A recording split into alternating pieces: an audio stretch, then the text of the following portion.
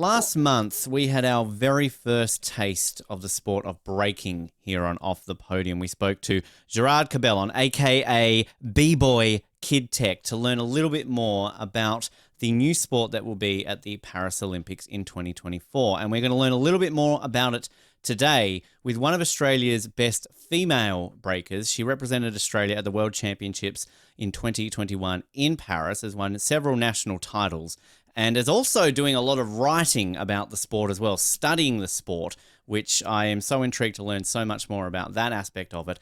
Pleasure to welcome to the show Rachael Gunn, a.k.a. B-Girl Raygun, to Off the Podium. Did I say that properly, you Rachael? did, yes. We get the audience cheering as well, by the way.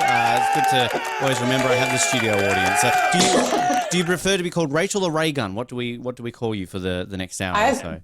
Either is good. Either. Okay. Yeah, well, let's alternate. Yeah. We won't stick to one. Keep it fresh. We'll surprise you every now and then when it comes to calling you that. But I was so excited when we had Gerard on the show just to learn about this sport, learn everything about what we can expect in Paris and everything else in between and his journey. But obviously your journey, I'm here to learn about yours today. So obvious question for you today, Rachael. How do you get involved in breaking? How did this journey for you begin? Oh, yeah, good question. So I was introduced to breaking by my boyfriend. He was already breaking. He'd been breaking for 10 years.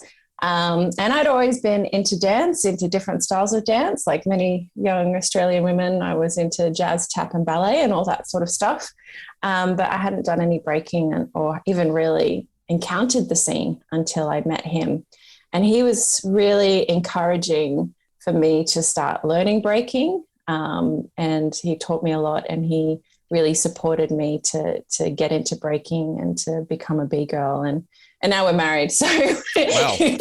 Happy ending. Happy ending. Yeah, that's right. It worked out. Were you familiar with it sort of before you had met him, or was it a case of, like most people, I guess you saw it in a movie once or you read about it in an article once back in the day? Totally. Yeah, totally. Had seen it in movies, video clips, kind of like, most of the general population. And then, I met him and it was this whole world, it was this whole other world in Sydney, in Australia, that I didn't even realize existed. These training spots, these competitions, these battles, going to these events, and just all these people of such an amazing skill getting down. And it was just like it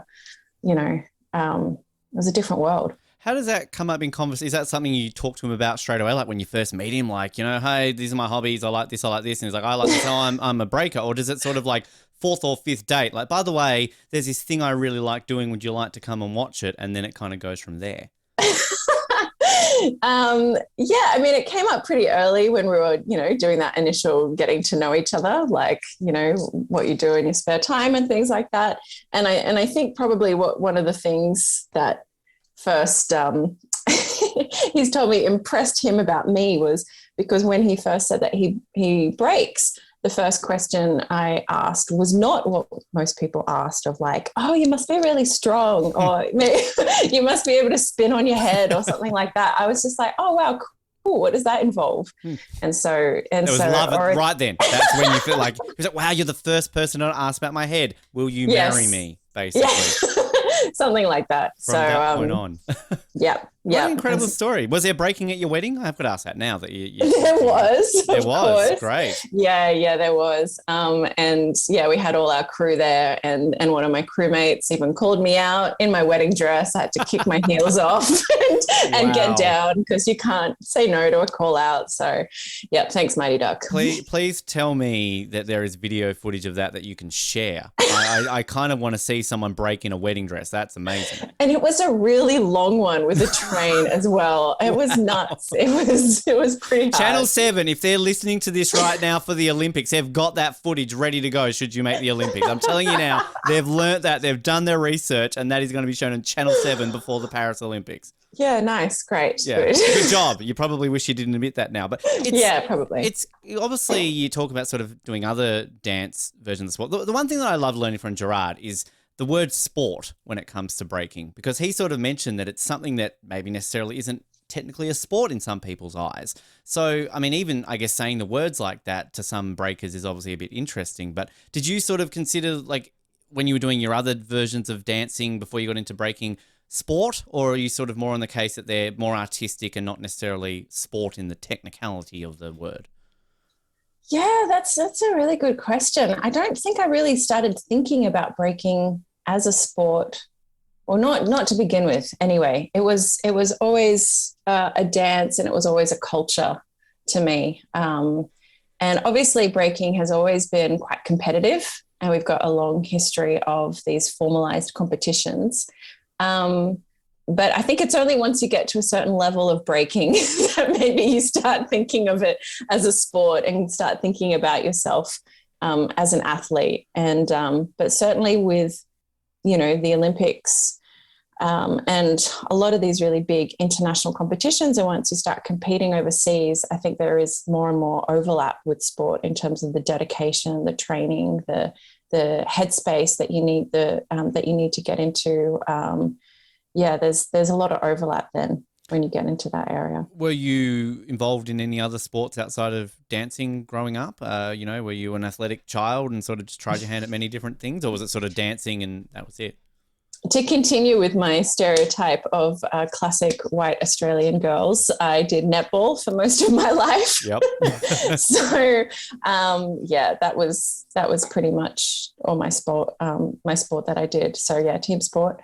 That was, different levels of seriousness, but no, I was never elite or that good. We usually sort of ask that one to sort of tie in of sort of like growing up with a love of the Olympics, or if you ever sort of thought of the Olympics. Obviously netball, not an Olympic sport, but being from Sydney, obviously a certain event happened then in the year 2000. So did you ever get involved in watching the Olympics, or did you go to anything back in 2000, things like that? Because obviously with breaking, it's not something you initially go into thinking, I'm going to be an Olympian one day, given it's only just recently been added. Yeah, never did I think that breaking and the Olympics would ever be a thing, and that I would ever potentially be at the Olympics. No, I was never sporty like that. I watched the Olympics with my family. My mum's like an avid swimming supporter, so we would always get into the swimming and watch that. I remember, going around in 2000 and the Olympics being this really huge thing, but I was pretty young. And so I just didn't really kind of understand the significance of our city hosting the Olympic Games. So it's quite surreal to be where I am now doing this thing that's now an Olympic event. On the cusp, yeah. Yeah. Which it's obviously the very first dance sport to ever be included at the Olympics, and very exciting for that. And that's obviously what we're doing a lot on this show, is to learn a lot about it and kind of get people excited for it, because watching the footage of it, it's just so interesting and fascinating to watch. Because going back to that point of, you might have seen it in a movie, you might have seen it on TV, something along those lines. It's much different when you're actually watching an event. When you first went to an event yourself, was it straight away you fell in love with it, you wanted to give it a try, or did it take you a little bit of, okay, this is interesting, not what I was expecting, maybe I'll give it a go? I think, look, the first event I went to, I was just completely wowed and amazed, and just kind of, it was just, I've never seen anything like it. Most of the movies and things that you see and video clips that you see breaking and street dance in, it's never a continuous portrayal of it. It's usually only just a snippet here or there, or it's usually very cringe.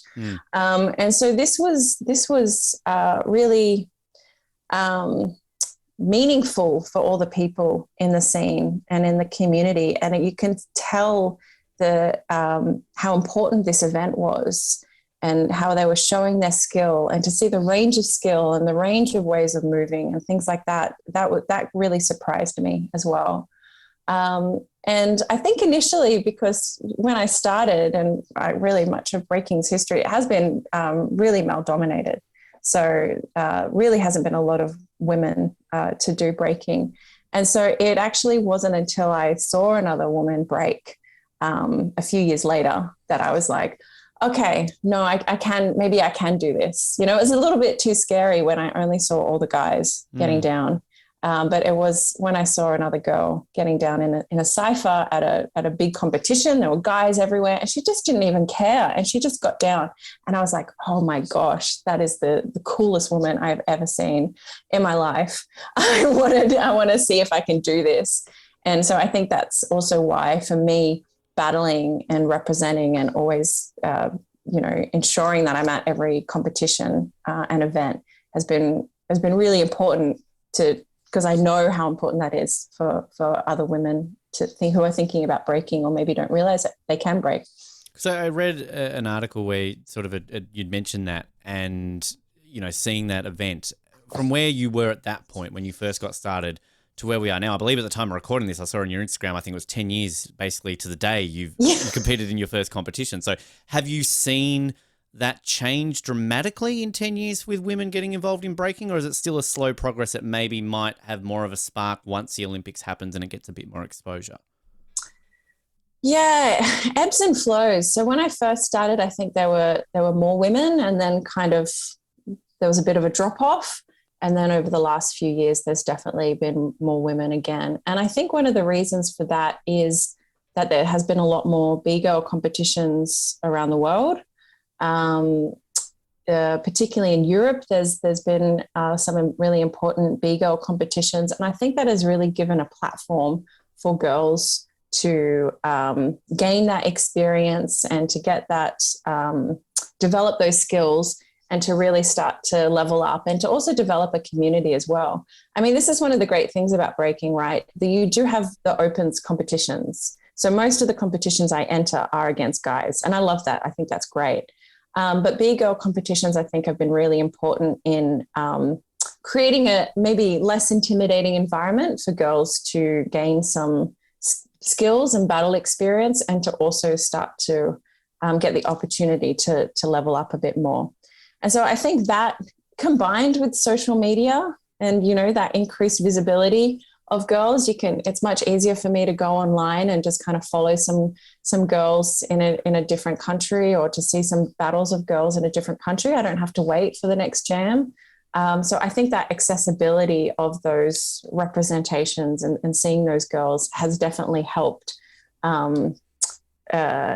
increase the number of women that are in the scene. Because it does seem like a sport where you maybe don't necessarily need to divide it by gender, as in you don't necessarily have to have a men's and a women's gold medal at the Olympics, because it's a form where you just kind of got stylistic merits, right? It's sort of not based on, obviously there is strength involved, but it's not 100 meters. You're not having to be the first to finish the race. So is that sort of, I guess the question is it more of a common thing to have the mixed genders up against, men versus women, or is it more common now because of an Olympics, so you've got a separate men and women's competition to separate them? If that makes sense. Yeah. With the Olympics, it's become more common to separate things, and that I think would be one of the negative consequences of the Olympics. Well, on the one hand, it's great that girls essentially have equal opportunities to guys in the Olympics. You've got two guys, you've got two girls. That's amazing. But so many of our competitions now are just B-boys or just B-girls. And I really like breaking competitions. I like the opens. And so that's been a weird thing to have to adapt to suddenly the B-girl battle's no longer just being a platform. It's kind of something that you have to do if you want to take this pathway. But I think certainly the mixed team, the mixed crew, or just crew battles, I think are certainly more interesting. And I wonder how it's going to go at this Olympics. I wonder if they're going to introduce other categories and maybe have larger numbers of competitors, because the European WDSF European champs last year, I think they had the one-on-one B-boy, one-on-one B-girl, and then they had country 5v5, and that was so interesting to watch. I found that so much more engaging and just exciting to watch, because you had so many different styles and skills and moves, and it was a really dynamic, all of the battles were really dynamic. So I wonder if that's, if they're going to, this is a kind of trial, and then we'll see maybe they'll add some more. When you do that, like, am I picturing this right? You got 5 people on the mat at the same time, or is it like you tag each other in like after every 30 or so seconds? Yeah. So the way that a battle works is each side takes a turn. Right. So one side will go out. If it's a one-on-one, it's just that one dancer goes and then that other dancer goes. If when you get into to more larger groups of people or larger numbers of people, anyone from this side will go, anyone from that side will go. But the interesting thing about these sorts of battles is that sometimes there are routines. So for this side's turn, they'll do a routine. So they don't know what music's going to play. They've just kind of got a routine and they've got to try and make it work with the music.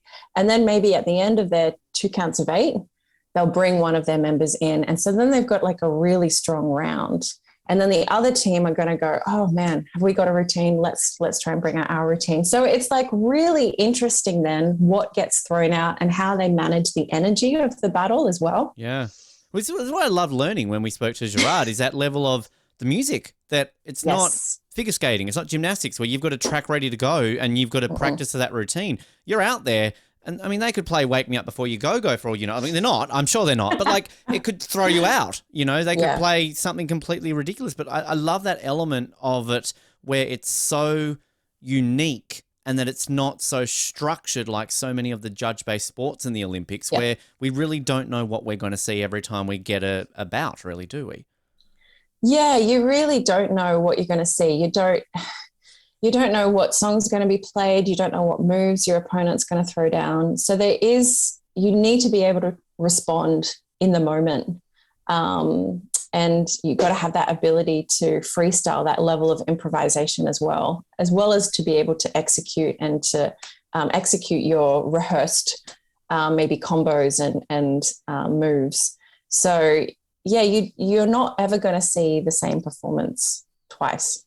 Which is just it's fascinating, because this is where I think so many people don't know much about it, and sort of when it got added to the Olympics was sort of a little bit surprised, because the Olympics really does have a lot of structure to their events, in the fact that even the judging sports are so structured. You've got to hit certain routines, elements and all that sort of stuff. We don't really have a sport where it can be so open on that level. And that's where I think it's going to be fascinating. You talk about where it's going to take the sport at future Olympics.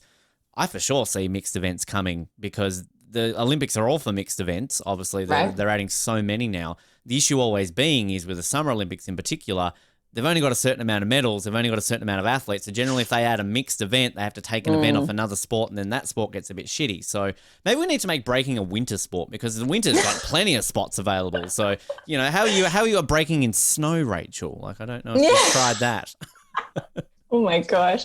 There are some funny videos sometimes of breakers in Finland or Norway or something that are going out and doing a set in the snow just as like a funny thing. And that's just completely wild to me. Yeah. But actually the Youth Olympics, they did have a mixed category. Mm-hmm. So they had the 101 B-boy, 101 B-girl, and then they had like the top ranked B-boy was with the lowest ranked B-girl. Top ranked B-girl was with the lowest ranked B-boy. And so that led to really interesting results. And I think, I might have to double check, but I think the top ranked B girl, I better double check. Go for might it. Have won. We want to be correct on this show, Rachel, for once. It's been a while. This is the beauty of having computers in front of us for these interviews, right? I can tell you're a university lecturer when you're straight away. I'm not going to say it. I need to get this correct. Yeah. Mixed breaking team. Yeah, that's right. Okay, good. I was right.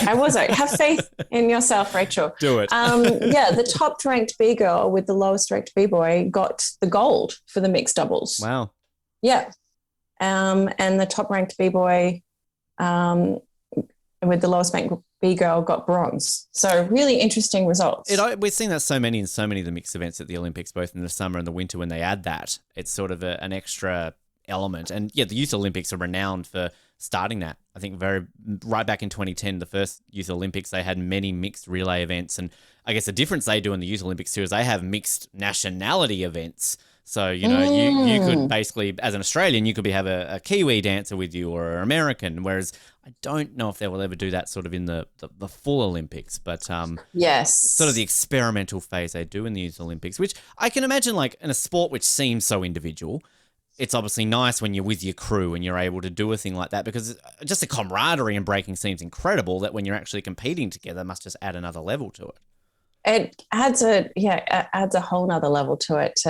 And because your energy feeds off each other, and sometimes the crew will respond to a move that you're doing during your round. And so then that kind of exemplifies the move as well, particularly if it's to the music. And so it just adds a whole nother layer and level of energy.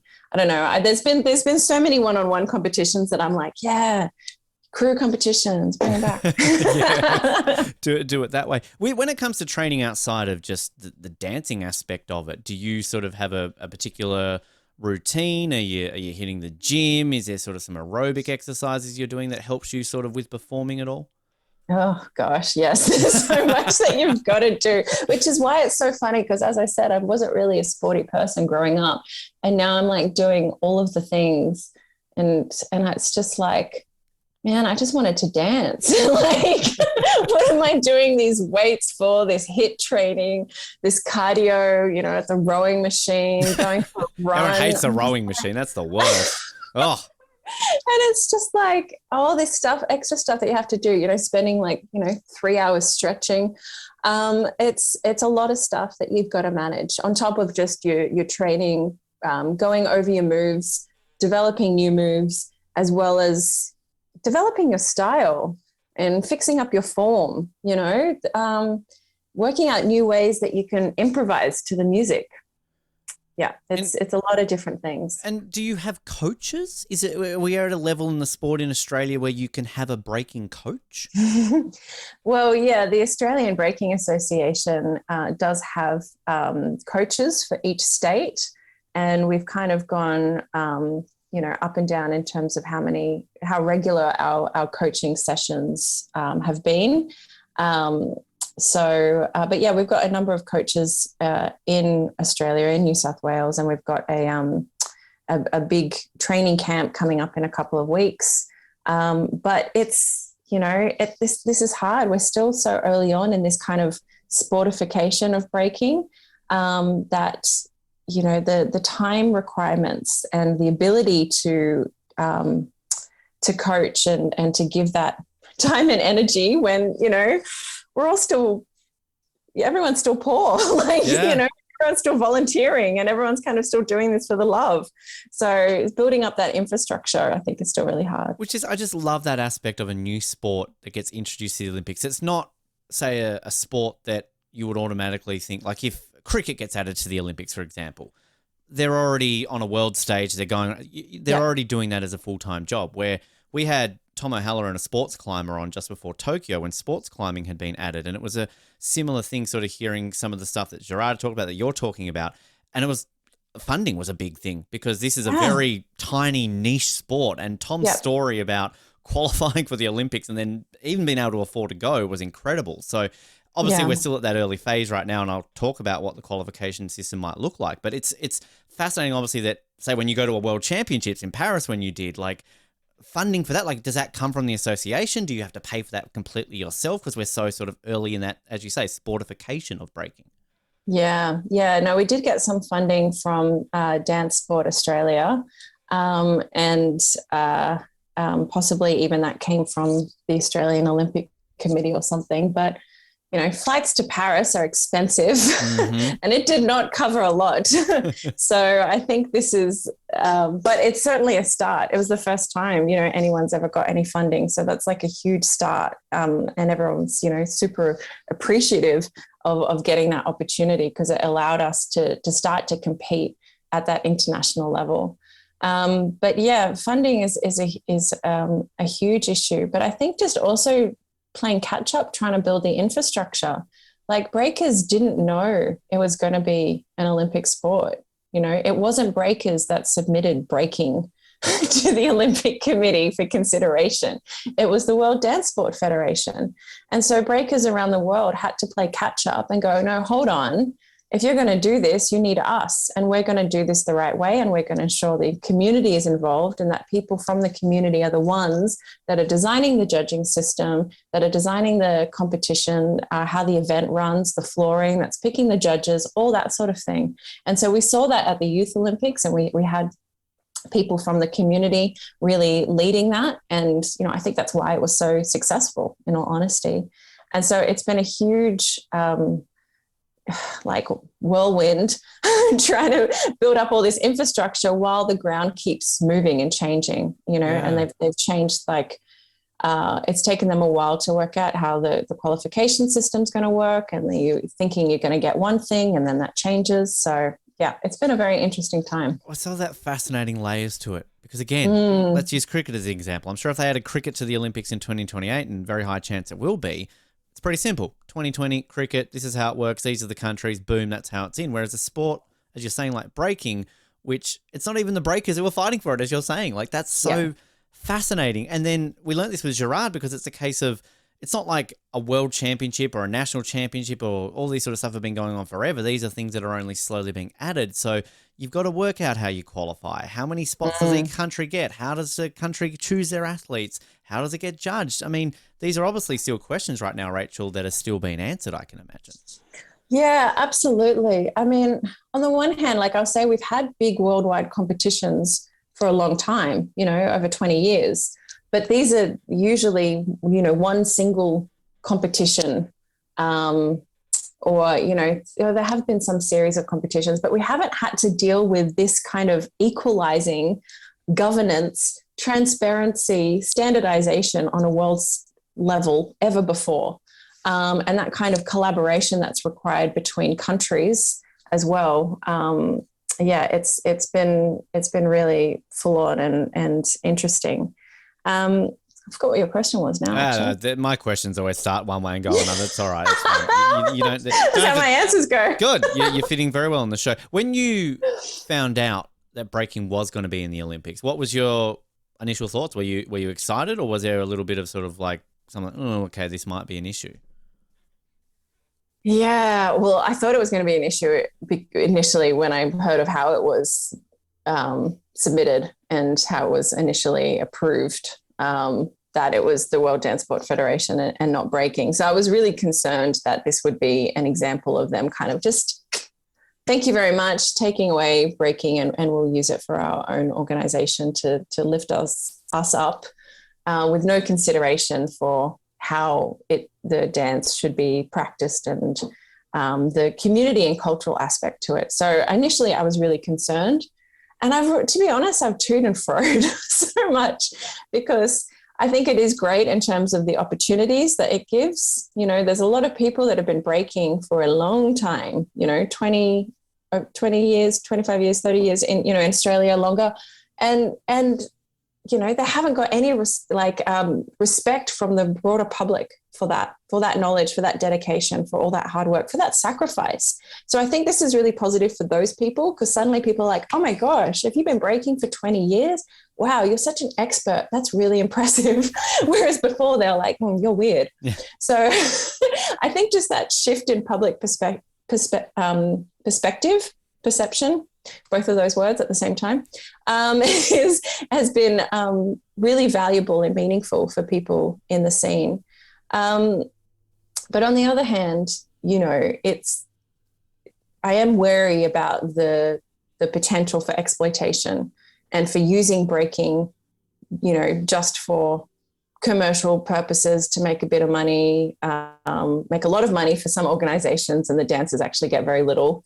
And for new studios to pop up and people to be teaching, and they not be teaching breaking in the context in which it emerged. We have to remember that this is a form that was created in New York by African-American and Puerto Rican kids in response to a very specific socio-political situation.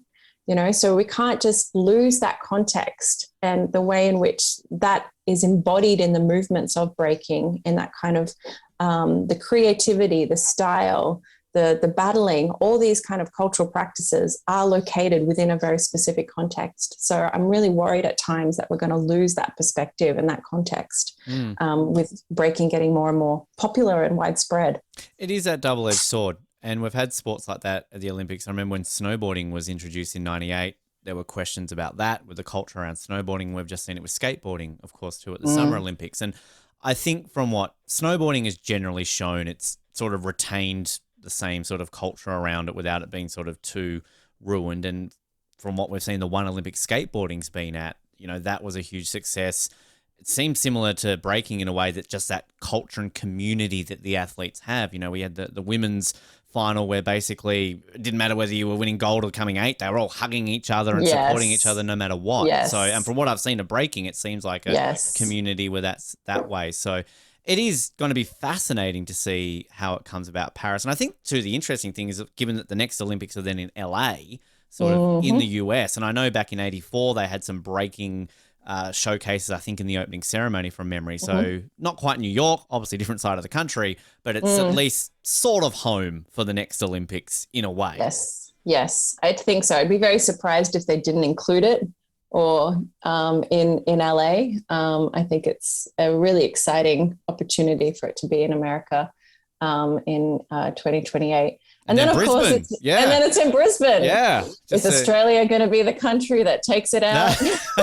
That's when they're like, bugger breaking. Cricket's in. Here you go. Yes. Come on. But you would have won 2 gold by then, though, Rachel. They have to keep a sport where we've got a guaranteed gold medalist, right? So, just saying with that. When it comes to venues, this is not something we really touched on with Gerard, but is there a specific breaking venue, or can you just use any sort of hall with a mat and kind of go that way? Halls are pretty good, actually, because they've got the lovely wooden floor. Yep. I'd say wooden floors are the nicest.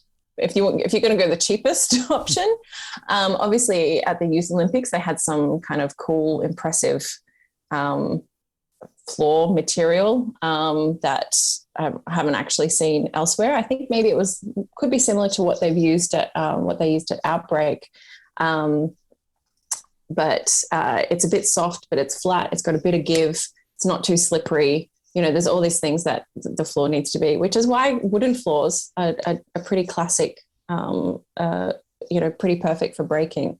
But yeah, nice big space. And obviously competitions, this is a big thing for breaking. It shouldn't just be the competition. There should be a space for the competitors to cipher, for them to jam, warm up. We say exchange outside of that formalized competition. So usually halls tick all those boxes. Yeah. So explain a bit more about the ciphering. Is that sort of in a similar way to say like a swimmer's got a warm down pool where they're kind of just doing slow laps to get them in that zone? Is that sort of a similar thing for breakers? That's one way that it can be used, but also sometimes, and particularly if you're not still in the competition, people might keep jamming and they start to have a conversation with each other through dancing. So maybe they're playing on a particular move or variation, and the whole cipher kind of becomes a conversation. And it's you throw down different moves, or you've got a different set structure in the cipher than you do in a competition. It's a much freer space. And yeah, I think it's really important that we ensure that our jams have the cipher space, because it's always been such an important part of the culture. Is there such thing as a signature move in breaking? Because it's so free-willed, and the fact that it can be so creative and you never know really what you're going to do. But can you be practicing for so long on something that you go, okay, if type of music is a bit this way, I'm going to throw this down, and this is now Raygun's signature move that, you're kind of known for basically from that point? Look, yeah, you do develop signature moves for sure. Do you have one? Do you have a signature move? Yeah, I think I've got some moves that people would point at and go, yeah, that's Raygun for sure. Do you just do the finger points like with the finger guns because it's like Raygun, like pew pew, like yeah. You can steal that for the Olympics if you don't. You're welcome. Okay, we'll keep that on board. Yeah, great. It's good to have in my pocket. But yeah, no, you do, because that's the other thing in breaking. It's really important that you develop your own moves. It's not just about learning the foundation and learning the foundational steps. you also need to add to it. So you need to come up with your own variations or come up with your own combos, your own moves, and add to the vocabulary of breaking. It's not just about taking, it's also about giving back. So creativity is really important. In terms of the World Championships, you competed in Paris in 2021. Take us through that experience, getting chosen, getting over there, and sort of, was that something that maybe lit a bit more of a spark for you to push towards an Olympics? Not saying you weren't already hoping to get to Paris for the Olympics, but was that something, being on that stage, representing your country, wearing the green and gold, like, what was all that sort of like, and how was that lit, that fire for Paris 2024? Wearing the green and gold, I think I was wearing pink and white. The national colours of breaking in Australia. Yeah, that was an amazing experience. And it was, I keep using the word surreal, but it was to go over to Paris and be part of a team representing Australia. And, my husband was over there as one of the Australian coaches as well.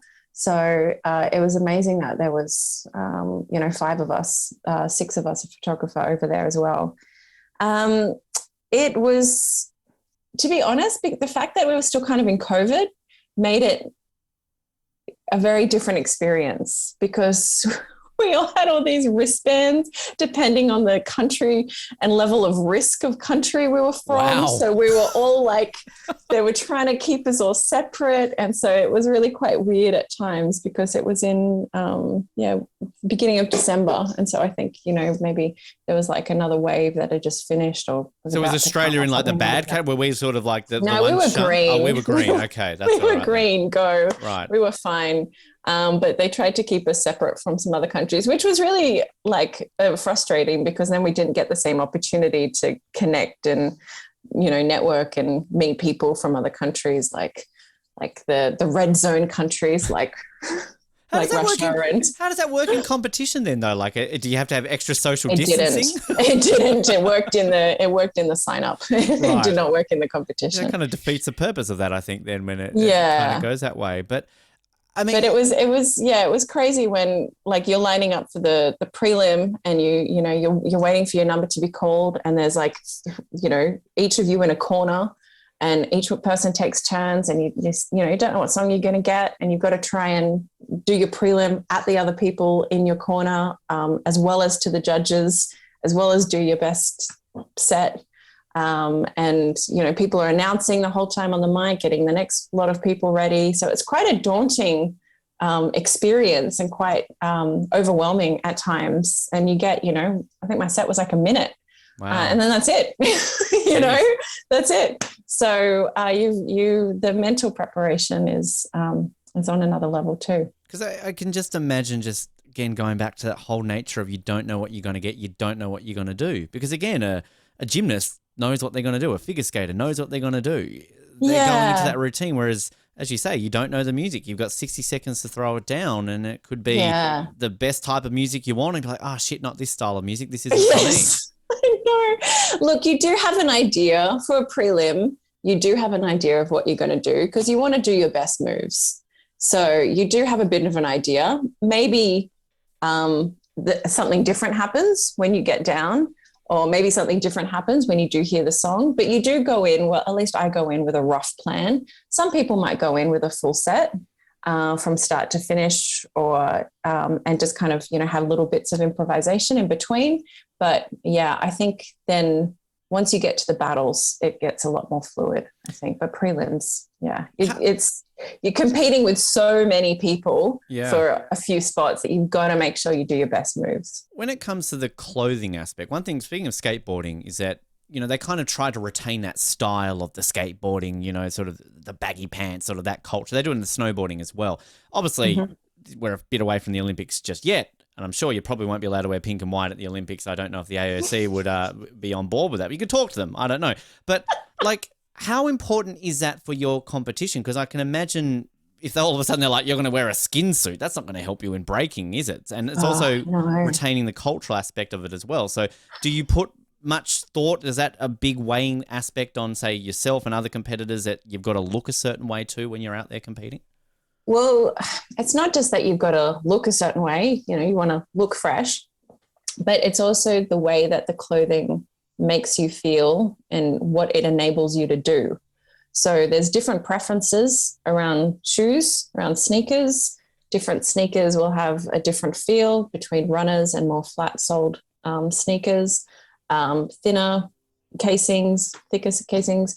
It's really, and each sneaker gives also a different kind of aesthetic to the way that you break. Same with pants, a certain kind of, track pants, maybe with a more slippery material. You can do a lot more spinny and slidey moves. Or maybe you're someone that likes wearing jeans. Maybe you like a bit of a heavier feel in your legs. Baggier, make your legs when you move look bigger. Or maybe you want them tighter so that you can, I don't know, do kind of more fast stuff and have a cleaner look. Same with the shirt. Do you have like a tighter shirt that you tuck in or, real tight? Or do you have a real kind of baggy look? And headwear, of course. Yeah. Are you going to do stuff on your head? Are you going to do stuff on your head here, on your head here, on your head here? What do you need to wear on your head? And what's going to stay on your head as well? Are you going to do stuff on your arms? Do you need to wear a long sleeve top on your arms? Are you going to wear the long sleeve top all day? Or are you going to wear a jumper that you take on and off?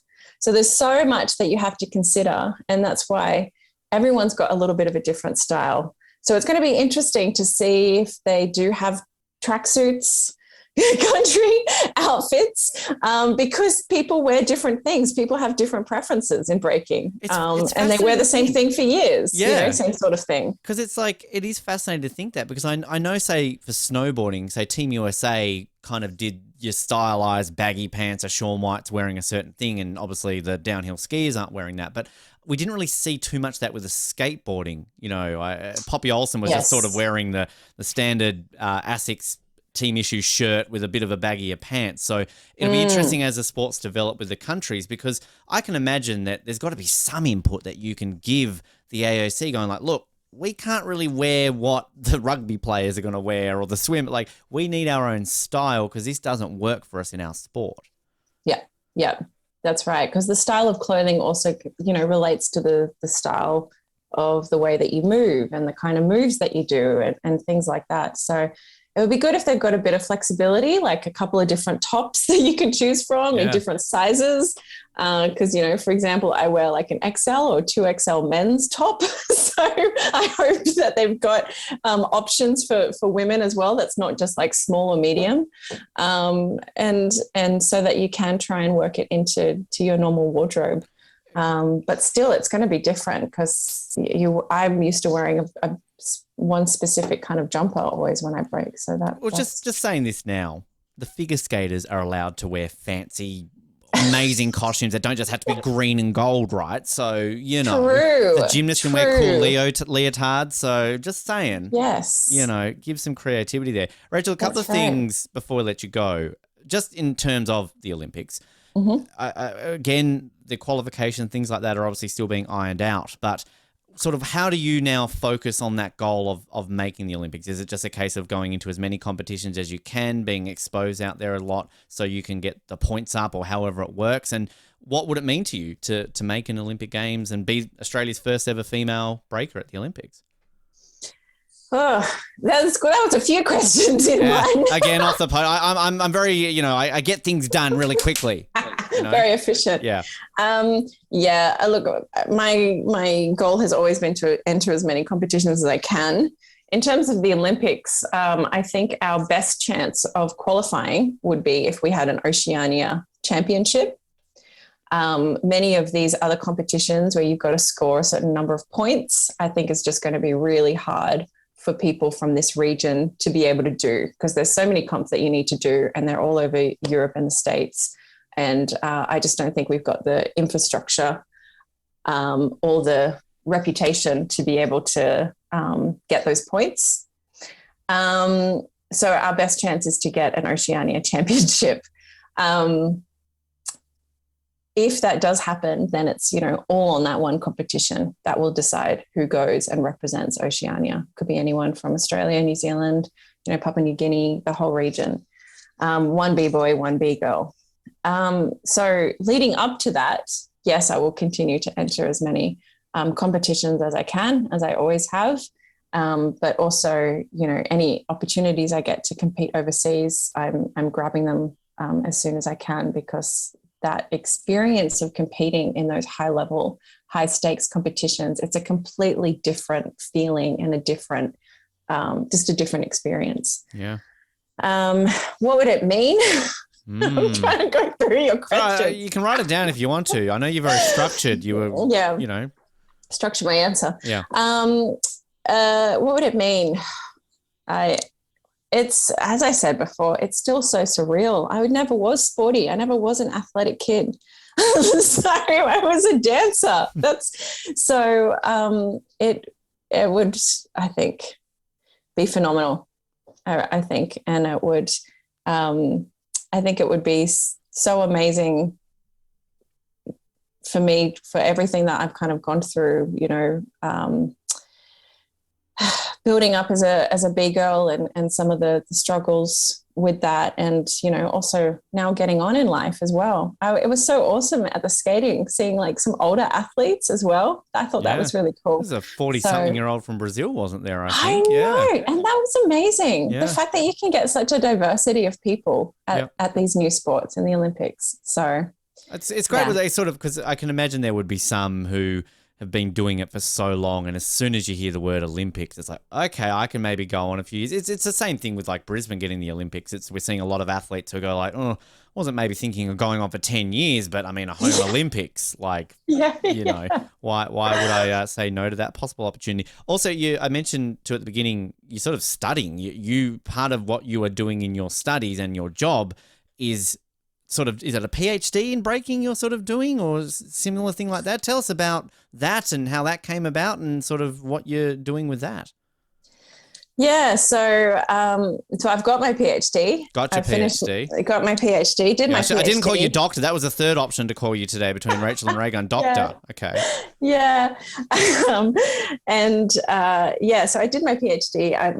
My thesis looked at breaking.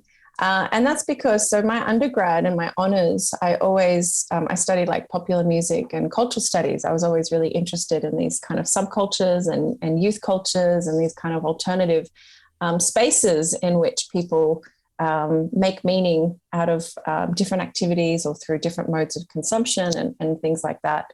And so when I, got introduced to breaking, I started also looking at what literature there was on breaking, and there really wasn't much at all at that time. And so I saw that as an opportunity to start to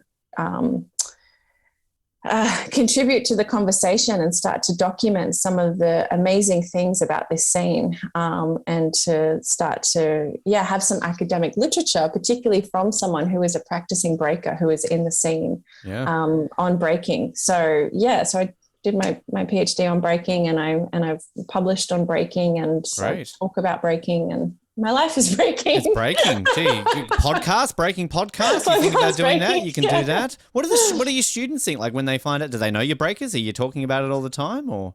Sometimes, yeah, especially when I've been having to leave during semester to go and compete, and they're like, "Where are you going?" I was like, "Oh, well, actually, I'm gonna break in Paris or in Korea." Just casually, like, going to Paris. Do they ever try and throw it down to you, like, "Oh yeah, I can break," and then in the middle of the lecture, like, let's do it. Go on. No, they do want to see me get down though, and they, despite their pleads in class for me to demonstrate in the middle of the classroom between desks in the carpeted classroom. Doesn't quite work that way. No, it doesn't quite work that way. So, I liked asking Gerard about how he got his name. Your name, I feel, is kind of obvious. Ray Gunn, like that kind of works that way. Rachael Gunn. Yeah, Raygun. Not that way. I've got to ask, if I was to get a b-boy name, like, do you have any suggestions for me at all? Like, I'm not cool enough to give myself one, so I feel like I can get you. Well, no, it's kind of got to be given to you. Yeah. That's the thing. Okay. Well, there you go. What better opportunity to maybe have Australia's first ever female breaker right now to give me. You didn't even give me any notice on this. It's just like. It's what we're doing off the podium. We're an on the spot show. It's just, I do a bit of research, lazy. Just wake up 5 minutes before the interview. Here it is. Cruisy life. It's great. I feel like there's got to be some play on your surname, Waterworth. Hmm. Waterworth. Oh, my partner's very good at coming up with names. He comes up with a lot of names for people. So I feel like he's just going to, if I'm putting you on the what, you didn't spot, come up with this? if I'm putting you on the spot, then feel free to pass it on to him, and then he can always email it through to me later if that's, Oh, yes. And you can update your listeners. Yeah. Well, this is the name I that can. has come up Yeah. with. Yeah. I I'm managed. think on it. Okay, good. Please do, because I managed to get a bobsled named after me for the Winter Olympics. So Amazing. I'm now striving to get a b-boy name to try and get a bit of street cred for podcasting. The future. So I look forward to that. I look forward to your husband's input. The last question I want to ask you, and this is you're the first person, well, technically the second person to get asked this one. This was born on our last interview where, long story short, meatloaf became the subject of conversation. I asked this question to the food or the band? The man, the myth, the legend himself. She could not answer this question because she was way too young to even know any of his music. So I'm going to ask this to you right now. Rachael Gunn, what is your favorite Meatloaf song? I know the song, but I can't think of the name. Sing it. You can sing it if you want to. It starts like on a hot summer night. It was a hot summer night. Oh, took the words right out of my mouth. Yes, you took the words right out of my mouth. Must have been while you were kissing. Yeah. Good song. Yes. Yeah. All right. I like this question. So glad that somehow Meatloaf can come up in an interview, and now this is a standard question we're going to ask on this show. So you are welcome. Nice. Fantastic. That really took a turn. Look, I'm telling you now, you did this interview and thinking like, okay, we're going to talk about this. You never thought that this is the direction it was going to take. So no, that's use it in inspiration in Paris. Halfway through your mat, like you're going for gold. And you're like, oh, remember that time I got asked that question about Meatloaf and my new B-boy, whatever he's called now? Like inspiration. It works that way. Nice. Rachael, if people want to follow your journey between now and Paris, social media, websites, anything like that, where can people stay up to date with you? On my Instagram. So Raygun 143 is because that 143 Liverpool Street Familiar is my crew. So I've got to give a big shout out to my crew as well. Please do. Absolutely. I am so looking forward to seeing breaking at the Olympics and seeing you wear that green and gold and however they format the uniform for you. But such a pleasure to chat with you today, Rachael. We all the best of luck for you towards Paris, and we'll get you back on after you've got that gold medal around your neck. Thanks so much for having me, Ben.